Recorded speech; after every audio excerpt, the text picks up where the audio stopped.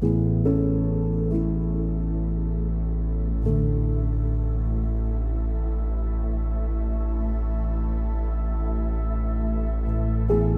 my name is Kevin Wells. I work with the Sisters of Mary, World Villages for Children, and I've just spent a good amount of time here at Guadalajara, Boystown.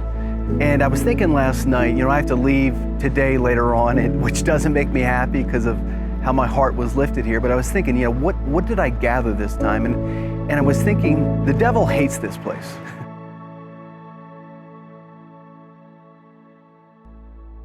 These 2,000 boys, the vast majority of them were bullied by Satan in their childhood. I've learned too many stories that seem to be diabolical.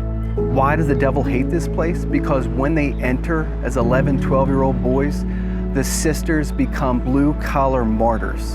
And over again, the past several days, I've watched the sisters mother these boys back to health. I can't tell you of the supernatural value, the supernatural dimension of what I've seen here the past few days, how these kids are slowly rising from the dead. They're like little Lazaruses rising from the dead. Every day they're opening their tomb a little bit wider because the sisters love them, they mother them. They feed them with the sacraments at the Mass. They catechize them. There's the nightly rosary. There's the soccer games, the basketball, there's everything. So again, sorry Satan, but the sisters got your act, and these kids are coming on strong. And when they graduate as 17, 18-year-old boys, they're no longer boys. They're men on fire for God, and they're men on fire for taking on the world. So I want to tell you about Rodrigo. Rodrigo was asleep about 5 or 6 years ago in a small town in Mexico. A bad gang in the village decided to kill his parents. In the room next to him, he didn't know it, but his mother was having her throat slashed. At the same time, right next to her was Rodrigo's father, who was hung too. In the span of 45 seconds to a minute, he became an orphan. Really, for the year after, he was living alone in the house. Finally, an uncle found out about the situation of Rodrigo and his two sisters and said, "Come with us." Rodrigo's eyes, as I spoke to him yesterday, got to know him, they're sad eyes. They're still sad eyes.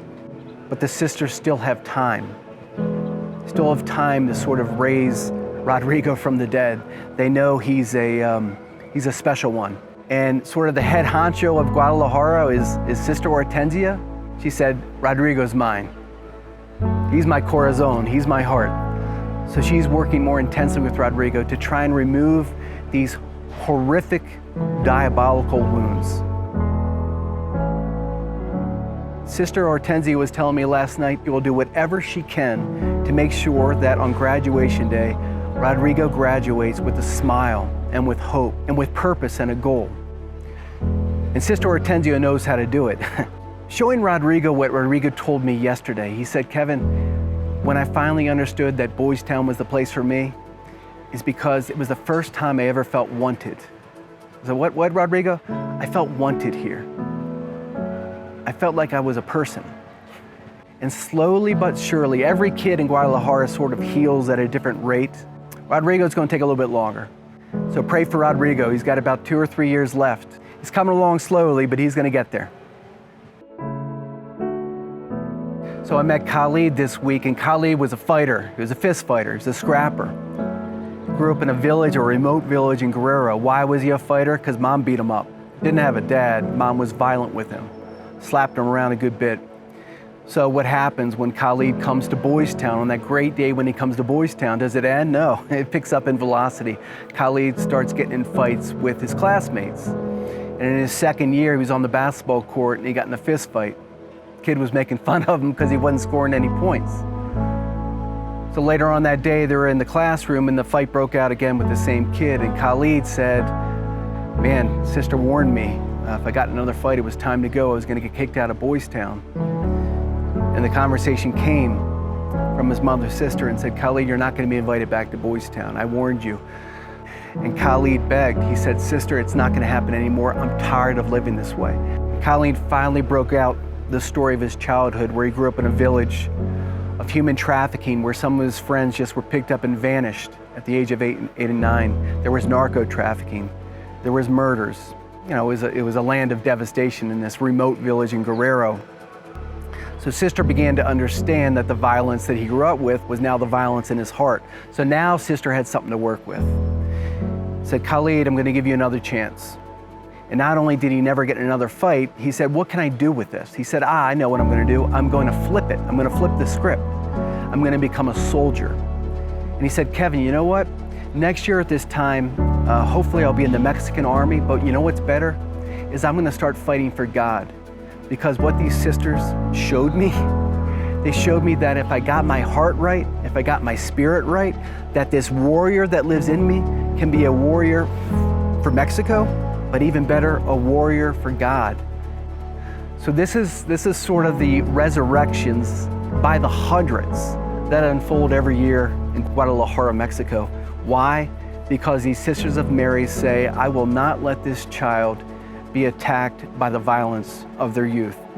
I will remove the wounds the best I can so this child can be set free to love the world and to do their best to show the face of Jesus Christ to whoever they encounter as graduates. Well, thanks for sitting through this video. Hopefully it captured not only two boys, Rodrigo and Khalid, but the spirit of the sisters and what goes on here in Guadalajara. I imagine most of the people watching this are Americans. Why does Guadalajara matter? Because these kids, these are the future missionaries of Christ throughout Mexico and the rest of the world in these different boys' towns and girls' towns. Brazil, Chalco, Honduras, Guatemala, Philippines, Tanzania. These kids who have been so bullied by life, who are loved back to health by the Sisters of Mary, these are the future missionaries for the church. Why? Because they were dead. The sisters raised them back to life, and they say, I know other people out there that seem like their souls are crushed or their souls are suffering. I was there at one point. So I'm going to do what the sisters taught me. I'm going to show them the face of Jesus Christ. So I encourage you, this is real, this is raw, this is not silly stuff, this is not made up. So I encourage you, if you've been moved, pray over helping the sisters. They got 20,000 kids. It takes a lot to buy new shoes, new socks, new sweaters. So please support this mission of the Sisters of Mary. I don't know what better you can do with your tithe than giving to the Sisters of Mary, who are taking the broken and raising them up. Thank you very much.